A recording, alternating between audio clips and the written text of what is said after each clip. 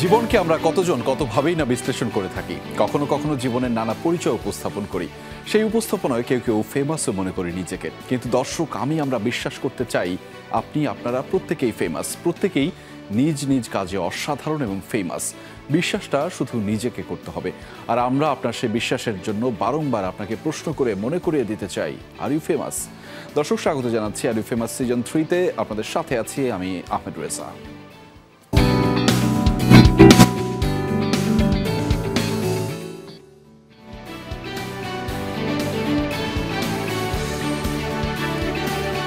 দর্শক, are you famous মানে আয়োজন একটু ভিন্ন থাকে, একটু ভিন্ন পসরা, ভিন্ন সারথি আমাদের সাথে যুক্ত থাকে। আজকেও কিন্তু তার ব্যত্যয় করছে না। আজকেও আমরা যাদের সাথে কথা বলবো তারা আপনাদের তো ভীষণ প্রিয়। এবং তার আগে একটু জানিয়ে রাখি দর্শক, এই আয়োজনে কিন্তু সারথি হতে পারবেন আপনিও, অর্থাৎ টেলিভিশনের পাশাপাশি সামাজিক যোগাযোগ মাধ্যম ফেসবুক এবং ইউটিউবেও এই আয়োজনটি সরাসরি আপনি দেখতে পাচ্ছেন। সেখানে যে কোনো ধরনের মন্তব্য কিংবা প্রশ্ন কিন্তু আপনি করে রাখতেই পারেন, যেটি আমরা পৌঁছে দেবো আপনার হয়ে আমাদের সাথে যুক্ত হওয়ার সারথি কিংবা অতিথিদের কাছ থেকে। এবং আজকে আমি ভীষণ এক্সাইটেড। আজকে আমাদের সাথে যারা যুক্ত হচ্ছেন তাদের সবার পরিচিতিটা অন্যরকম, এবং আপনারা যাদেরকে অনেক দারুণভাবে ভালোবাসেন, আমি নিজেই তাদের এক বড় ফ্যান। আমি সারাক্ষণ তাদের কন্টেন্ট দেখি। আজকে আমাদের সাথে তেমনই কয়েকজন মানুষ যুক্ত রয়েছেন। আমাদের সাথে যুক্ত রয়েছেন তাপশ্রী দাস, কন্টেন্ট ক্রিয়েটর, ইউটিউবার, যেভাবেই যে নামই বলি। তবে তার আগে তাকে যদি আমি বলি পুচির মা, সেটা আরও বেশি জনপ্রিয়। কেমন আছেন? ভালো আছি, আপনি কেমন আছেন? আমিও ভালো আছি। আপনাকে পেয়ে, আপনাদেরকে পেয়ে মূলত আরও বেশি ভালো আছি। আমি জানি দর্শক, যেহেতু আপনি পরে আপনাদের বলেছি শব্দটা, তখনই আপনারা বুঝতে পেরেছেন যে আসলে এখানে শুধু একজন পুচির মা নয়, এখানে আরও অনেকেই আছেন। একদমই তাই। এবং আমাদের সাথে যুক্ত রয়েছেন পার্থ চৌধুরী, কন্টেন্ট ক্রিয়েটর এবং ইউটিউবার, যেটাই বলি। কেমন আছেন? স্বাগত। ভালো আছি, আপনি কেমন আছেন? আমি ভালো আছি। আপনি এখন খারাপ থাকার কোনো সুযোগ নেই, কারণ আপনারা আছেন সাথে, এবং আপনার সাথে থাকলে সময়টা যে কখন কিভাবে চলে যায়, এবং অনেক সময় অফিসে আসতেও মাঝে মধ্যে দেরি হয়ে যায় আপনাদের কারণে। আমি সেটার প্রশ্ন জিজ্ঞেস করবো কেন। দর্শক, এখানেও ঠিক শেষ নয়, কারণ আমাদের সাথে যুক্ত আছেন লেবুর মা, কন্টেন্ট ক্রিয়েটর এবং ইউটিউবার। স্বাগত আপনাকে আমাদের এই আর ইউ ফেমাসের আয়োজনে। কেমন আছেন লেবুর মা? আপনি কেমন আছেন? আমি একদমই ভালো। আপনাদেরকে পেয়ে খুবই ভালো লাগছে। লেবুর মা আছে, পুচির মা আছে, সবাই এখন আমাদের সাথে আছে। আমি একটু, আমাদের একটা কমন প্রশ্ন থাকে এই আয়োজনে, খুবই কমন। আমরা সবাইকে জিজ্ঞেস করি এই প্রশ্নটা। আমরা লেবুর মাকে দিয়ে শুরুটা করতে চাই। লেবুর মা, আর ইউ ফেমাস? হ্যাঁ। ও জোশ! ঠিক কেন বলেন তো? আপনাদের জন্য। ইয়েস, আমাদের জন্য। এবং আপনি ফেমাস, আপনাকে সবাই পছন্দ করে, বিশেষ করে ছোট ছোট শিশুরাও আপনাকে দারুণভাবে পছন্দ করে, সেটিও একটি কারণ। আমরা থ্যাংক ইউ এত সুন্দর করে একদম সরলভাবে ব্যাপারটা বলার জন্য। পার্থ চৌধুরী, আপনার কাছে জানতে চাই, আর ইউ ফেমাস? আমার মনে হয় না আমি ফেমাস, এরা দুজন ফেমাস। আচ্ছা, পুচির মা, লেবুর মা, আমি তাদের ব্যাকগ্রাউন্ডে কাজ করি। কিন্তু আপনাকে কিভাবে জাতাকলে রাখে এই দুইজন? আমি দুজনে জাতাকলে রাখে। আমি এটা নিয়ে প্রশ্ন আছে আবার, আমি সেগুলো নিয়ে প্রশ্ন করবো। পুচির মা, আপনার কাছে জানতে চাই, আর ইউ ফেমাস? অ্যাকচুয়ালি মনে করি না, বাট আপনাদের ভালোবাসা যখন পাই তখন একটু একটু মনে হয় কিছু একটা তো আছে। অবশ্যই আছে। এবং আমরা এই আয়োজনের শুরুতে একটা কথা বলেছি, আমরা বিশ্বাস করি এই পৃথিবীতে প্রত্যেকটা মানুষ অসাধারণ, এবং সে তার কাজের জন্যই। আমরা হয়তো একটা সময় চলে যাব, এই কাজগুলোই তো থেকে যাবে।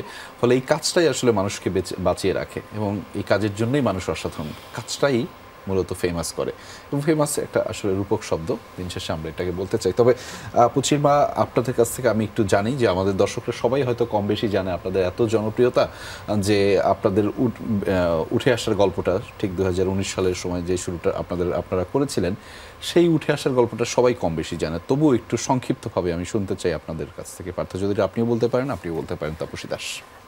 আমাদের উঠে আসার গল্পটা একদমই 2019 সাল থেকে, এবং একদমই একটা গৃহিণী, ঘরোয়া মেয়ে, 2 বাচ্চার মা, যে কিনা যার লাইফস্টাইল ছিল স্বামীকে সকালবেলা অফিসে দেওয়ার পরে বাচ্চাদেরকে স্কুলে দিয়ে এসে জাস্ট একটা অবসর সময় পাস করা ঘরের মধ্যে বিড়াল ছানাদের সাথে।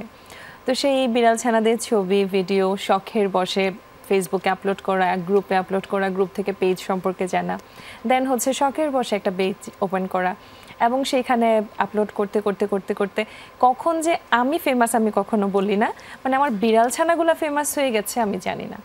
তো ওরা যখন ফেমাস হলো, দেন আস্তে আস্তে ওদের পেছনের মানুষটাকে মানুষ চিনলো, আমাকে চিনলো। তো সেই থেকে আসলে এই পর্যন্ত 19 থেকে 25 আমার কাছে দীর্ঘ সময়, এবং এতটা সময় যে মানুষ ভালোবাসা দিয়ে জিয়ে রেখেছে, এটা আসলে অনেক কিছু। আর আমাদের উঠে আসাটা ওই তো বিড়ালদেরকে দিয়ে। আপনার আরও একটা পরিচিতি আছে, সেটি হচ্ছে যে আপনি দারুণ পশুপ্রেমিক, আপনি তাদেরকে অনেক পছন্দ করেন, সেটি নিয়েও আপনার আলাদা অন্যরকম একটা পরিচিতি আছে, সেটা নিয়েও আমার প্রশ্ন আছে। তবে এই গল্পে আপনি কিছু যুক্ত করতে চান? উঠে আসার গল্পটা, উঠে আসার গল্পে আমি সবসময় চেয়েছি যে ও যেন কিছু একটা করে। আচ্ছা। তা আমি কখনোই ওকে বাধা দিতাম না। ও একসময় বলতো কি, ও যখন পড়ালেখা করতো, আমি ওকে পড়ালেখা করিয়েছি বিয়ের পরে, মানে অনার্সটা আমি পড়িয়েছি। তো আমার অনেক কষ্ট হতো, মানে প্রথম চাকরি, আচ্ছা। অল্প বেতনে ওকে প্রাইভেট ইউনিভার্সিটিতে পড়ানো, আবার সংসার চালানো কষ্ট হতো।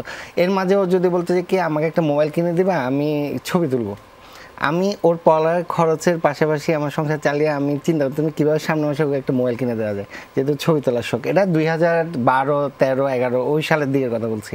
ও ছবি তোলার শখ ছিল। তারপর কখনো যদি বলতো যে আমি সেলাইয়ের কাজ শিখবো, সেলাই মেশিন কিনে দেবা, আমি এর ভিতরে সেলাই মেশিন কিনে দিতাম। আমি চাইতাম যে ওর একটা পরিচিতি হোক, আমি চাকরি করি কিন্তু আমি চাইতাম যে ওর একটা স্বতন্ত্র পরিচিতি হোক। তারপর যখন দেখলাম কি ও চাকরি করেছিল, এরপর যখন দেখলাম যে কন্টেন্ট ক্রিয়েশন ওর অনেক, মানে যখন বিড়ালের ছবি ভিডিও দেওয়া শুরু করলো, মানুষ পছন্দ করা শুরু করলো, ও দেখলাম এটাতে অনেক আগ্রহ প্রকাশ করছে, যে এটা মানুষ পছন্দ করছে। তখন আমি চিন্তা করলাম কি আমি একটু সাপোর্ট দিই ওকে। মানে আমি কখনো কোনো কিছুতে বাধা দিই নাই। যেদিন ও বলেছে মোবাইল, মানে 11 সাল দিয়ে একটা মোবাইল কিনে দাও, আমি একটা ছবি তুলবো, বাচ্চাদের ছবি তুলতো তখন, আমার বাচ্চাদের। এরপর বলে সেলাই মেশিন কিনে দাও, গাছের শখ, অনেক গাছ আমাদের সারাই। তো আমি সবসময় চেষ্টা করতাম ওকে সাপোর্ট দেওয়ার জন্য। তো যখন দেখলাম যে ও কন্টেন্ট ক্রিয়েশনে মানে আনন্দ পাচ্ছে মানুষের এগুলোতে, তখন আমি ওকে ইউটিউব বিভিন্ন টেকনিক্যাল ব্যাপারগুলোতে আমি সাপোর্ট দিয়েছি। তারপর সে আমাকে একে একে ক্যামেরা, ল্যাপটপ, ডেস্কটপ সব কিনে দেয়, মানে আমার সব পূরণের জন্য। মানে এমন একজন সারথি পাশে থাকলে তো দুনিয়াও জয় করা যায়। একদম আমি চেয়েছি এটা থাকুক, আসলে এটা আমাদের জন্য শিক্ষণীয়, অনুকরণীয় তো বটেই। আমরা নিশ্চয়ই এই ইতিবাচক ভাইবটা, কারণ আমরা নানান সময় আপনারা জানেন এত এত সংকট এবং এত এত খারাপ সংবাদ শুনি। এই যে আপনি যেভাবে করে বললেন পার্থ ভাই, আমি আসলে দেখতে পাচ্ছিলাম যে আপনার চোখে মুখেই ব্যাপারটা দেখতে পাচ্ছিলাম যে উঠে আসাটা এটা আসলে আপনারা মিলেই উঠে এসেছেন। এই আপনারা ব্যাপারটা এটা এস্টাবলিশ করতে অনেক কিছু কাঠখড় পোড়াতে হয়েছে। আমরা হয়তো পুচির মার আনন্দ সময়টুকু দেখি, কিন্তু আমি ব্যাপারটা বুঝতে পারছিলাম। লেবুর মার ব্যাপারটা আমি একটু যুক্ত করতে চাই গল্পের। এই লেবুর মা বা লাবণ্যের মায়ের গল্প ঢোকার মধ্যে ব্যাপারটা কিরকম, কখন থেকে? আমার বেশি দিন হয় নাই, হ্যাঁ এই 3-4 বছর। হঠাৎ করে কেন 3 লেবু? বছরে 3 বছরে এটা দিদি আনছে আমাকে এর মধ্যে। দিদি নিয়ে আসছে? হ্যাঁ, দিদি দাদা দুজনই। আচ্ছা, মানে এই যে আমার একটা প্রশ্ন আছে, আপনি যে কন্টেন্ট ক্রিয়েশনের মধ্যে যেভাবে এই যে মুখাকৃতি করেন বা মুখাভিনয়টা করেন, এইটা কিভাবে সম্ভব এবং এইটা আপনি আমাকে দাদার জন্য এই সম্ভব। বিষয়ে আমি বলতে পারি। তা আমি যেহেতু ক্যামেরাটা আমি ধরি ম্যাক্সিমাম ক্ষেত্রে, আমরা আসলে ফ্যামিলি, আমাদের পরিবারের ভিতরে, আমরা বাইরের কোনো মানুষ এখানে কাজ করে না। হ্যাঁ, আমাদের টেকনিক্যাল ব্যাপারগুলো আলাদা, আমাদের টিম আছে, কিন্তু ক্যামেরা যেটা মানে ভিডিও করা সেটা আমরা। তো যেহেতু ক্যামেরাটা আমি ধরি, আমি দেখি ক্যামেরার মধ্যে সবচেয়ে হাস্যকর ওর কোন মুখভঙ্গিটা আসে, কোন অ্যাঙ্গেল থেকে ধরলে ওর মুখের হাসিটা, মানে ওটা দেখলে একটা খুব হাস্যকর ভঙ্গি আসে। তা আমি খালি ক্যামেরা দিয়ে একবারের দিকে দেখি, একবারের দিকে বলে না হচ্ছে না, পরে যখন পারফেকশনটা আসে তারপর সেটা আমরা পাবলিশ করি। এইটা নিয়ে লেবুর মার কোনো বক্তব্য আছে? না, এই যে এইভাবে দেখে লোকজন আপনাকে? না, আমি আরো খুশি। ও প্রতিশোধ নেয় আমার এই ব্যাপারে। আমি যেহেতু ওর মুখটা হাস্যকর ভাবে উপস্থাপন করি, যেহেতু আমাদের কমেডি ভিডিও, ও প্রতিশোধটা কিভাবে নেয় যখন তার হাতে ক্যামেরা যায়, আচ্ছা, এবং আমার চেহারাটা নেওয়া হয়, তখন সেও চেষ্টা করে আমাদের কোন অ্যাঙ্গেল থেকে মানে সবচেয়ে হাস্যকর দেখায়। তো এটা আমাদের ভিতরে চলে, সবার ভিতরেই চলে।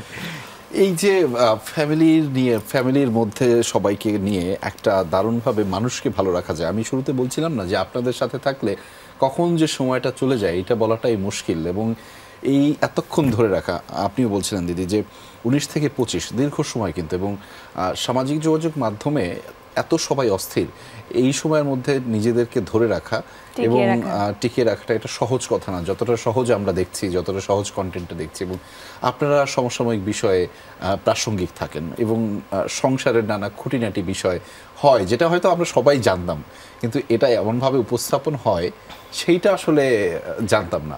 মানে আইডিয়াগুলো কে ক্রিয়েট করেন বা আপনার কে জেনারেট করেন এবং কিভাবে শেষ পর্যন্ত ডেলিভারিটা হয়? সত্যি বলতে আমাদের কন্টেন্টগুলোর মাধ্যমে আমাদের একটা থাকে, ইন্টেনশন থাকে, সেটা হচ্ছে পারিবারিক বিনোদন। হ্যাঁ, মানে যেন একটা কন্টেন্ট সবাই মিলে দেখতে পারে, বাচ্চা থেকে শুরু করে বয়স্ক বৃদ্ধারাও যেন দেখতে পারে। তো সেই জন্য আমাদের কন্টেন্টগুলো না ঘুরে ফিরে দেখবেন যে কারো না কারোর জীবনের স্টোরির সাথে মিলে যায়। এক্স্যাক্টলি। হ্যাঁ, তো এই গল্পগুলো না জীবন থেকে নেয়া, মানে কোন একটা খুনসুটি হয়তো ওর আর আমরা তখন প্ল্যান করলাম যে এটা তো করা যায়, এভাবেও করা যায়। আবার কোনো একদিন লাবণ্যর মানে এমন একটা কর্মকাণ্ড যেটা কিনা আমরা খুব হাসলাম, দেন ঠিক করলাম যে এটা নিয়ে তো করা যায়। ও একদিন আমাদেরকে এসে সত্যি বলছে যে জানো ওই পাশের বাসায় না ডিম্পোচ হয়ে গেছে। ডিম্পোচ কি হয়ে গেছে? বলতে স্যার বিয়ের পর ডিম্পোচ হয়ে গেছে। আমরা বলছি ওর ডিভোর্সকে বলতেছে যে ডিম্পোচ। তো আমরা বলতেছি এটা নিয়ে একটা কন্টেন্ট করা যায়, দেন হচ্ছে আমরা এটা করে ফেললাম। আমাদের এই কন্টেন্টগুলো আসলে আমাদের জীবন থেকেই নেয়া, আমাদের সাথেই ঘটে। একটু বলি, ওর সাথে আমার এই রিসেন্টলি আমরা এখন দীর্ঘ 20-25 দিন আমাদের খুব কাছের একজন মানুষ মারা গেছে আমাদের পেজের রিলেটেডে। আচ্ছা আচ্ছা। আমাদের গ্রুপের অ্যাডমিন ছিল গত 6 বছর ধরে। ও খুব অল্প বয়সে মারা যাচ্ছে। আমরা খুব ডিপ্রেশনে ছিলাম, আমরা সেজন্য কন্টেন্ট ক্রিয়েশন থেকে দূরে আছি প্রায় 25 দিনের মতো, 20-25 দিনের মতো। তো এর মধ্যে আমরা একটু আসলে সবকিছু থেকে আড়ালে চলে গিয়েছিলাম, মন খারাপ ছিল। তো এর মধ্যে ওর সাথে আমার ঝগড়া হয়েছে একটা ব্যাপার নিয়ে। ঝগড়াটা হয়েছে কি যে খাবার দাবার নিয়ে। আচ্ছা। তো খাবার দাবার নিয়ে ওই যে হলুদ নুন, আমার হলুদ, তো তুমি আমার চেয়ে সুন্দরভাবে বলতে পারবো, একটু বলো। তো যেমন বলছে যে আমি যেমন বলছি আজকে থেকে আর আমার রান্না খাবা না, হ্যাঁ লজ্জা লাগে না আমার রান্না খাও যে, মানে এটা আমাদের ঝগড়া চলছে। তখন সে বলছে যে হলুদকে কিনে, মরিচকে কিনে, লবণকে কিনি তো আমার টাকায়, তুমি রান্না করছো তো কি হয়েছে। দেন আমরা ঝগড়ার মাঝখানেই বলতেছি আমাদের ঝগড়া শেষ হলে আমরা একটা কন্টেন্ট করব। কন্টেন্টটা হবে কি এরপরেও আমাকে সব জিনিসপত্র নিয়ে দিবে আলাদা আলাদা ভাবে, খাবারের পরিবর্তে ওকে প্লেটের মধ্যে লবণ চাল এগুলো দিবে, তোমার জিনিস তুমি এবার খাও, আমার রান্না করার দরকার নেই। আমাদের এগুলো আসলে এইভাবে চলে আসে আমাদের কন্টেন্টগুলো। পুচির বা এই যে লেবুর বা যে কথা বলছিলেন যে আপনি 3-4 বছর ধরে হলো আসলো, এবং আপনার এই যে সহজ স্বীকারোক্তি, সহজভাবে সবকিছু বলা এবং সহজভাবে চিন্তা করার জায়গা নিয়ে অনেক কন্টেন্ট হয়ে যায়।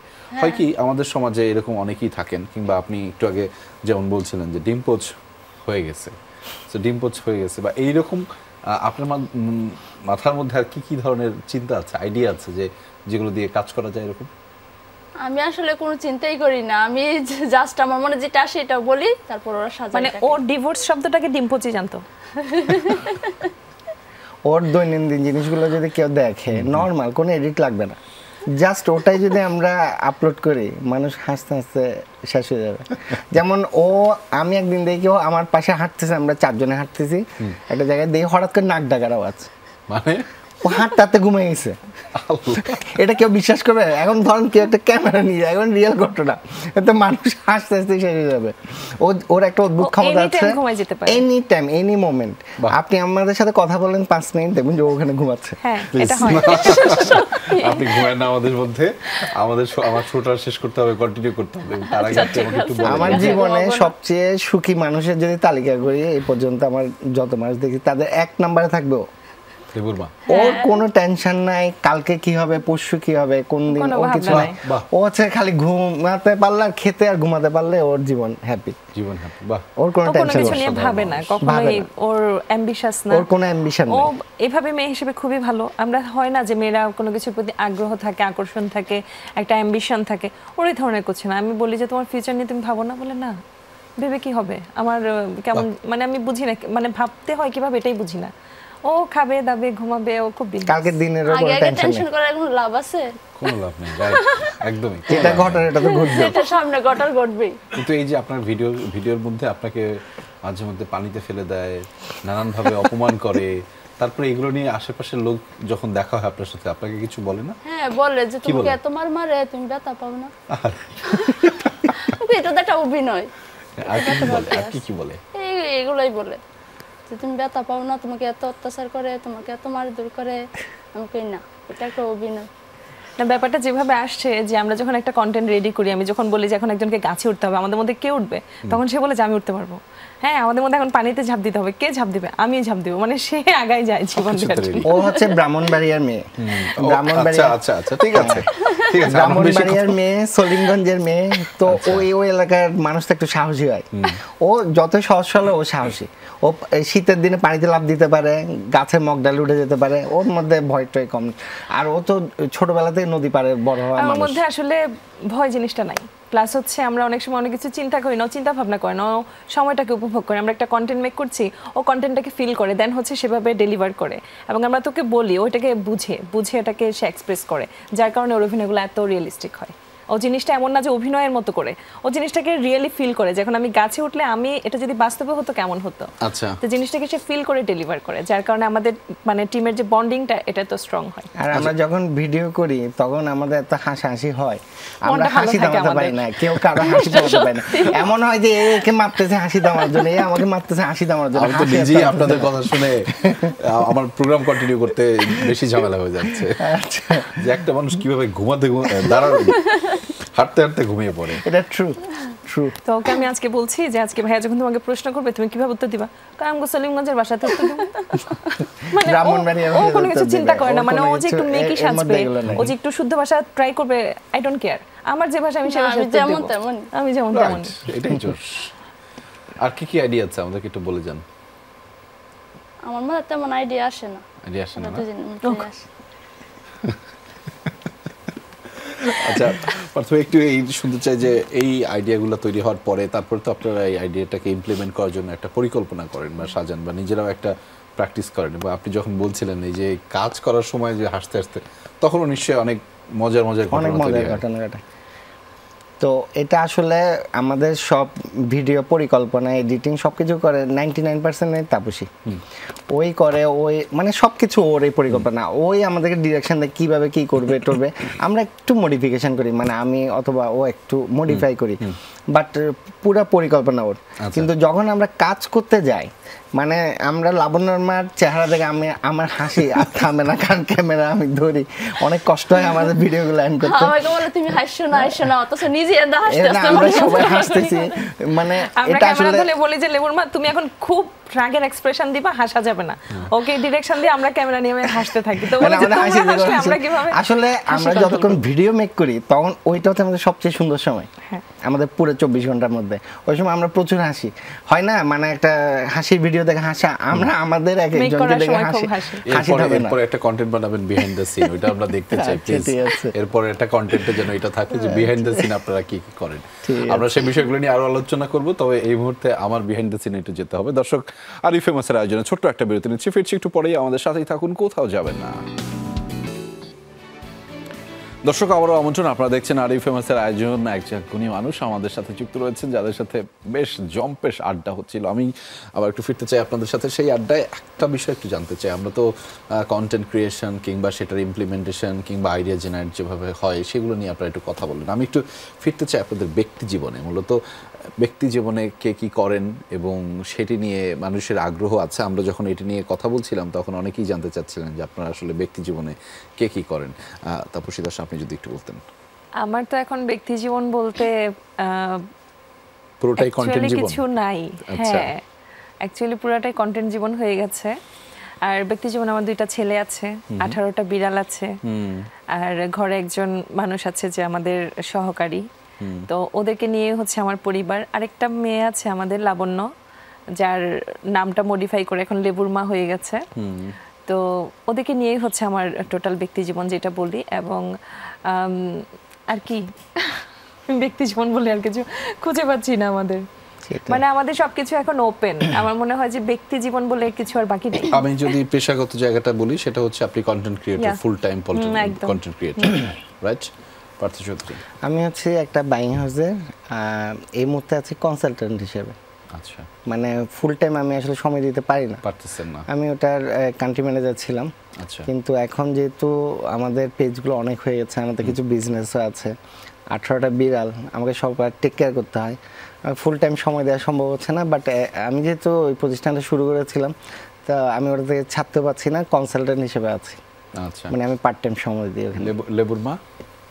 আমার ঘুম, এটাই। হ্যাঁ, ব্যক্তি জীবনে একটু ঘুমাতে ভালো লাগে, বেশি পছন্দ করি এটাই।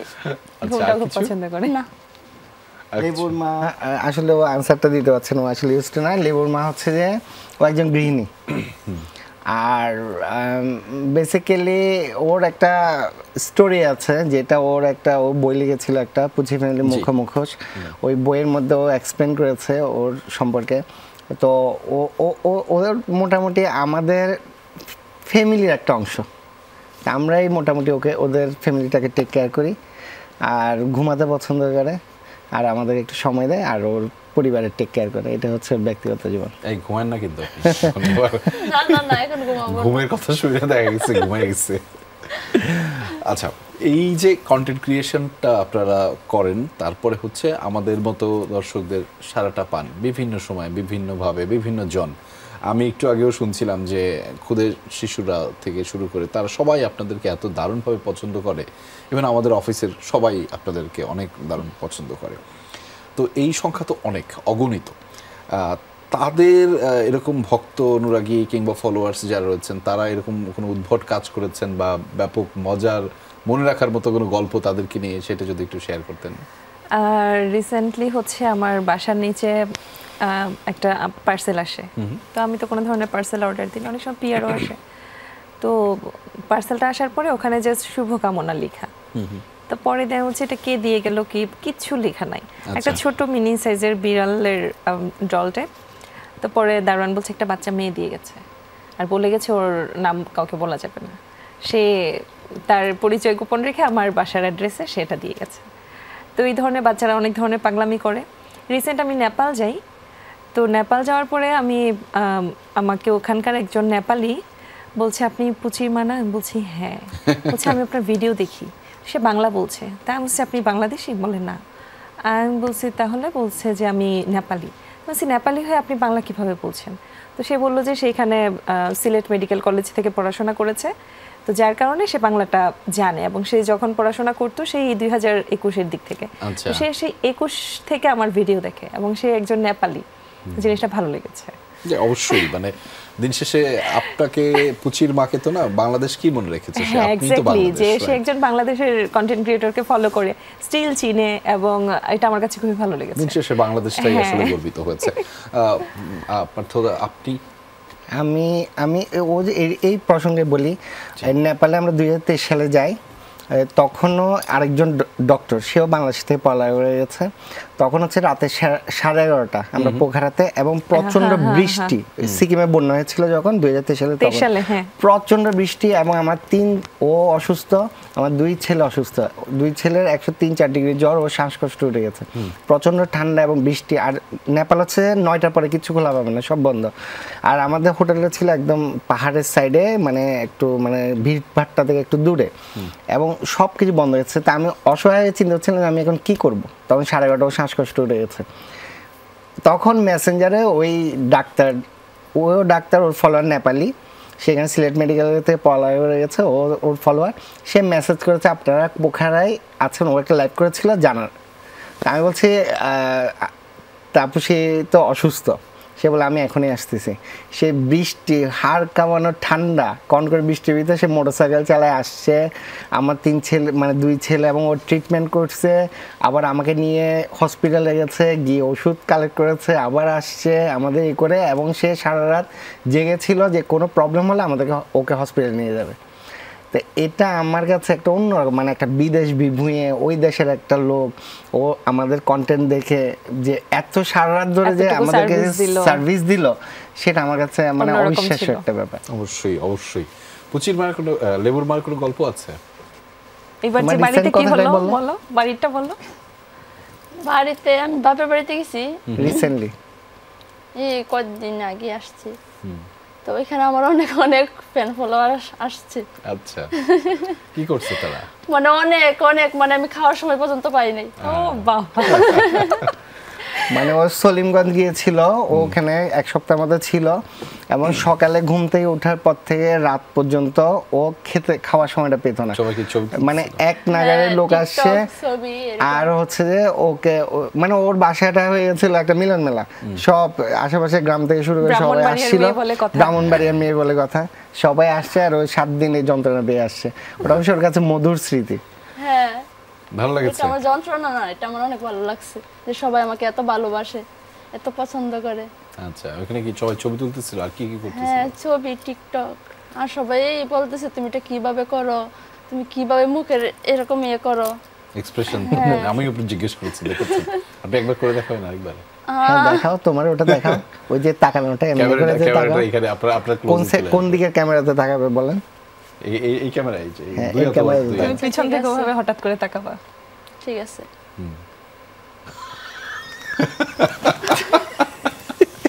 এক্সপ্রেশনটাই যত। ছিল আরেকবার করতে চান? না, এটা ঠিক আছে। এই দিন শেষে আপনি যে গল্পটা বললেন, ব্রাহ্মণবাড়িয়া কিংবা নেপালে কিংবা বাসার কাছে বা ছোট বাচ্চা, বিভিন্ন বয়সী মানুষ কিন্তু তারা আসলে দেখেন, এবং আপনারা সবার মধ্যে এত জনপ্রিয়তা এবং এই যে ফিডব্যাকটা, সেটা নিশ্চয়ই একটা আশীর্বাদ স্বরূপ আপনাদের জন্য। অবশ্যই আশীর্বাদ। এবং সেটা নিয়ে আসলে কন্টিনিউ করতে চান, এবং নতুন আসলে কি ধরনের ব্র্যান্ডিং আপনারা করতে চান বাংলাদেশে, সেটি আমরা একটু জানবো। তবে আপনি যেটি বলছিলেন যে আরো অনেক কিছু দেবার আছে, বিশেষ করে লেবুর মায়ের এক্সপ্রেশনটা নিয়ে, এবং তাকে নিয়ে বিদেশ বিভুঁয়ে গিয়েও কিছু কন্টেন্ট করার পরিকল্পনা নিশ্চয়ই আপনাদেরকে আছে। তবে এই ক্ষেত্রে আপনারা যখন পারিবারিক গল্পগুলো সাজিয়ে নেন, বা সেখানে আমরা আজকে দুজন অতিথিকে মিস করছি, আপনাদের ফ্যামিলির দুজন সদস্য, আপনাদের সন্তান, তাদেরকে মিস করছি। ওদের ফিডব্যাকটা কেমন থাকে? আমি তো বাইরের মানুষের কথা জানলাম, একটু ভেতরের কথাটা বলেন। ওরা তো সারাক্ষণ দেখে, ওরা তো শিশু, বলতে পারবে এটা নিয়ে। ওরা তো শিশু। আমার ছেলে দুটো হয়েছে কি, মানে ওরা প্রচন্ড সাপোর্টিভ। হ্যাঁ, ওরা যদি আসলে সাপোর্ট না করতো এটা আসলে সম্ভব ছিল না। যদিও ওদের আসলে কোনো ধারণাই নাই যে ওদের মাকে কতজন চিনে, বা ওর মা বাংলাদেশের মানে যে পেজ যে কয়টা আছে, বা ওরা জানে না যে ওর মায়ের কতটা পেজ আছে। মানে ওদের হচ্ছে ইন্টারেস্ট কম, কিন্তু এটা জানে যে মা কিছু একটা করে, এবং মায়ের যখন হেল্প লাগে তখন তারা হেল্প করে। আচ্ছা, হ্যাঁ, কাইন্ড অফ এরকম। যেমন আজকে আমার ছেলে এসে বলছে স্কুল থেকে, বলছে মা আজকে আমি স্কুল থেকে বের হওয়ার সময় একটা বাচ্চা আমাকে দেখে বলছে ওই দেখো পুচিমা, পুচিমা, মা এম আই লুক লাইক পুচিমা? গল্লু বলছে আজকে এসে, বুঝছো? তো ওদের ব্যাপারটা হচ্ছে মানে এই যে মানুষের একটা পরিচিতি, ওরা তো খুব একটা বের হয় না, আর বাসা টু স্কুল, স্কুল টু বাসা। অনেক সময় আমাদের কন্টেন্টে দেখা যায় ওটা খুব অল্প সময়ের জন্য দেখা যায় যে বাসায় থাকলে আমাদেরকে হেল্প করছে যে বাবা আমাকে একটা শর্ট দাও, তুমি কি করতে হবে তুমি বাবাকে গিয়ে এটা বলবা, আচ্ছা ঠিক আছে। কিন্তু অ্যাকচুয়াল যে ফিডব্যাকটা, পরবর্তীতে যে ভিডিওটা দেখা, একটা আগ্রহ প্রকাশ করা, এটা না ওদের মাঝে নাই। কিন্তু ওরা তো দারুণ এক্সপ্রেশন দেয়। ওরা এই যে মাঝে মাঝে হয় যে লাবণ্য আমাদের সাথে সবসময় থাকে না, দেখা যায় যে আমি আর ওর বাবা বাসায়, তখন দেখা যায় যে ওদেরকে ক্যামেরা ধরতে হয়, হোল্ড করতে হয়। তো ওরা দেখে আমরা কিভাবে এক্সপ্রেশন দিচ্ছি, কি করছি, এই দেখে দেখে একটা শিক্ষার ব্যাপার আছে না। যেমন আমরা মেয়েরা অনেক সময় আমাদের শাশুড়িকে দেখে দেখে রান্না শিখে ফেলি, তো ব্যাপারটা ওই রকম। আমার বাচ্চারা ক্যামেরা ধরে এখন আমাদের এক্সপ্রেশন দেখে দেখে ওরা অনেক কিছু শিখে গেছে। তো ওটাই হয়। তো পরবর্তীতে যখন আমি ওদেরকে জিজ্ঞেস করি তোমরা কি তোমাদের ভিডিওটা দেখলা, বললো না। দেখালে ও আচ্ছা। মানে ওদের খুব একটা যে আগ্রহ, মানে মা কি করছে বা জিনিসটার ফিডব্যাক কি আসছে, ওরা আসলে ওই ব্যাপারে অতটা আগ্রহী না, কিন্তু হেল্প করার বেলায় সর্বোচ্চ করছে। আসলে আমি পার্সোনালি যেটা চিন্তা করি যে মানে চাইনার মডেলটা না বাংলাদেশের জন্য খুব প্রযোজ্য বর্তমানে। কিরকম, চাইনায় দেখবেন যে কি ওরা ছোট ছোট ক্ষুদ্র শিল্প নিয়ে কিন্তু ওরা আজকে এই পর্যায়ে আসছে। ওরা কারিগরি শিক্ষায় কিন্তু প্রাধান্য দিয়েছিল।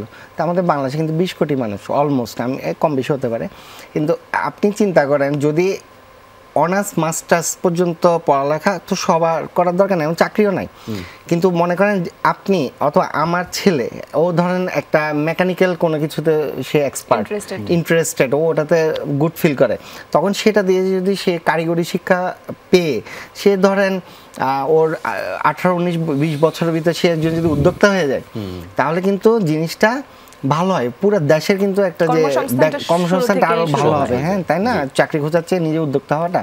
তা আমি আমার ছেলেদেরকে ছোটবেলা থেকে চেষ্টা করি যে আমরা যা করি পাশাপাশি কিছু কাজ শেখানো ওদের। যেমন আমরা তো আর ওভাবে কাজ শেখাতে পারি না যে কম্পিউটারে ধরেন প্রোগ্রামিং অথবা এই ধরনেরগুলো, ছোটবেলা থেকে ওদেরকে আমি একটা আলাদাভাবে শেখাচ্ছি। প্লাস হচ্ছে যে একটা বিজনেস কীভাবে চলে, একটা কমিউনিকেশন, মাস কমিউনিকেশন কীভাবে হয়, আমরা তো একটা মাস কমিউনিকেশনের পার্ট।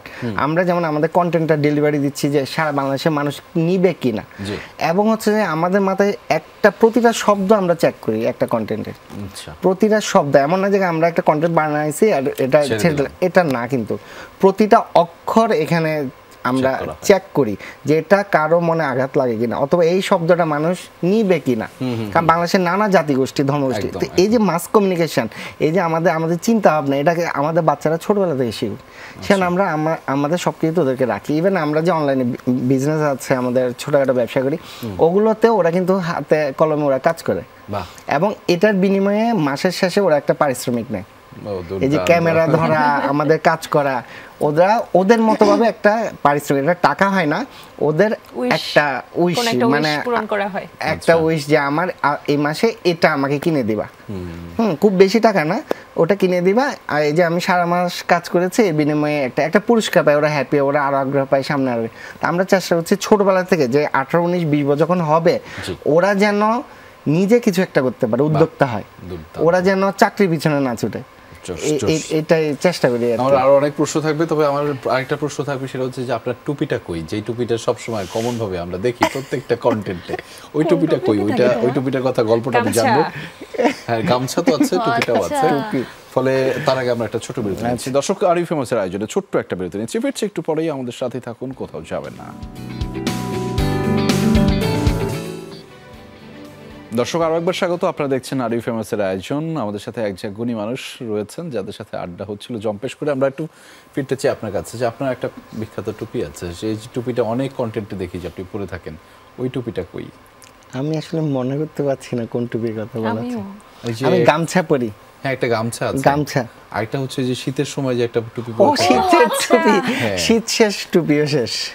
হ্যাঁ, ওটা শীত আসলে শেষ, শীতে টুপিও ছিল। শেষ। ও আচ্ছা, একটা মাইকি শীতের টুপি। সময়, তাহলে আমি অনেকগুলো কন্টেন্ট দেখেছি। ছিল। ওইটা? তারপর কয়দিন পরে ওইটার একটা স্টোরি আছে। জি। ওইটা হচ্ছে একটা গ্রিন কালারের টুপি ওর। তো সেই টুপিটা পরে দীর্ঘদিন বেশ কিছু কন্টেন্ট করে। তো আমরা একটা বাড়ির উঠানে গিয়েছিলাম কন্টেন্ট করার জন্য, পিছনের দিকে আর কি, উঠানে না। তো সেখানে আমরা ভিডিও টিডিও শেষ করে সামহাও হয়তো টুপিটা খুলে রেখেছিল আর কি। তো দেন আমরা বাসায় এসে টুপিটা খুঁজছি, কোথায় কোথায় কোথায়। তো আমাদের আসলে মনে নাই যে ওখানে রেখে আসছি। তো ওটা পরে ফিল করলাম যে ওটা নিশ্চয়ই আমরা হারিয়ে ফেলেছি। দেন দীর্ঘ 5-6 দিন পরে আমরা আবার সেম জায়গায় যাই ভিডিও করার জন্য, অন্য কোনো ভিডিও, গিয়ে দেখি যে ওখানে আছে টুপিটা, কেউ নেই। ওই বাড়ির লোকরা ওই টুপি ধরে নাই। ওরা কিন্তু একটা বাড়ির সামনে বাড়ি, এটা ওদের ঘরের দরজা, এটার পাশ হচ্ছে ওদের একটাই আর কি। ওরা তো নিয়মিত আসে, ওরা কিন্তু টুপিটা রেখে দিয়ে জানে যে এটা আমাদের টুপি, ওখানে থাকবে, আমরা একসময় এসে আমাদের নিয়ে বাসায় যাবো। দিয়ে আসে নাই, আমরা ধরে ছিল। জায়গায় ছিল। আমরা আমাদের একটা পর্ব থাকে, সেটি হচ্ছে যে যাহা বলিব মিথ্যা বলিব। আমরা এইটার নিয়মটা হচ্ছে যে আমি আপনাকে যে কোনো একটা বাক্য কিংবা একটা শব্দ বলবো, সেই শব্দ এবং বাক্য নিয়ে আপনাকে আসলে মিথ্যা বলতে হবে। পুরো বিষয়টাই হচ্ছে মিথ্যা বলা, এবং এটার নাম হচ্ছে যাহা বলিব মিথ্যা বলিব। সো যাহা বলিব মিথ্যা বলিব, তো আপনাদেরকে স্বাগত। পুচিমা, আপনাকে দিয়ে আমি শুরুটা করতে চাই। সেটি হচ্ছে পুচির মা। এটাই, এই শব্দটা দিয়ে আপনাকে মিথ্যা আচ্ছা। বলতে হবে। পুচি হচ্ছে একটা গরুর নাম। আমি সেই গরুর মা। আচ্ছা, পুচি ফ্যামিলি। পুচি ফ্যামিলি হচ্ছে আমার রান্নার পেজ। ইয়েস, মিথ্যা বলছি, পাইছি। গোলুস রিভিউ, গোলুস। গোলুস রিভিউ হচ্ছে আমার বিড়ালের পেজ। পার্থ চৌধুরী। পার্থ চৌধুরী আমার শত্রু। হায় হায়। কি কি? ঠিকই তো আছে, মিথ্যা, মানে আমি যা বলবো ওটা মিথ্যা। না, আমি হাই হাই বলছি যে তুমি কত সুন্দর করে বলতেছো, আমি কি বলবো? টেনশনে পড়ে গেছি লেবুর মা, তাই না? আচ্ছা, লেবুর মা। লেবুর মাকে আমি অনেক অনেক অনেক অনেক অনেক ঘৃণা করি।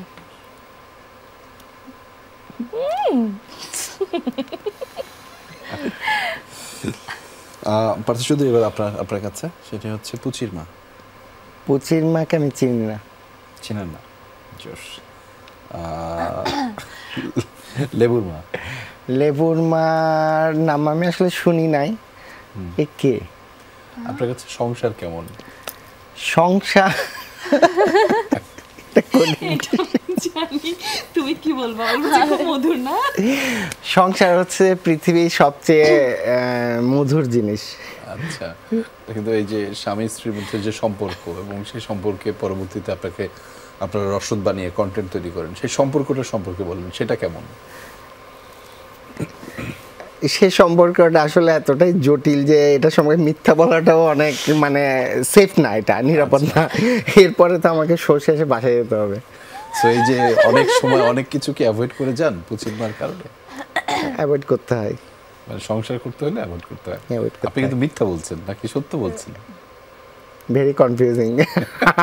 এমন একটা টপিক, এটা নিয়ে সত্য বলা মিথ্যা বলাটা কিন্তু নিরাপদ না। একদমই ঠিক আছে, আমি আপনাকে বাঁচিয়ে দিলাম, যেটা আচ্ছা, বলছেন ধন্যবাদ, এটা অনেক এটা এটা ধন্যবাদ। ঠিক ঠিক আছে। লেবুর মা, পুচির মা, বলেন। চিনি নাই বেডি রে। না। ওকে। পার্থ চৌধুরী ওনারও চিনি না। চিনেন না? না। আচ্ছা, বিড়াল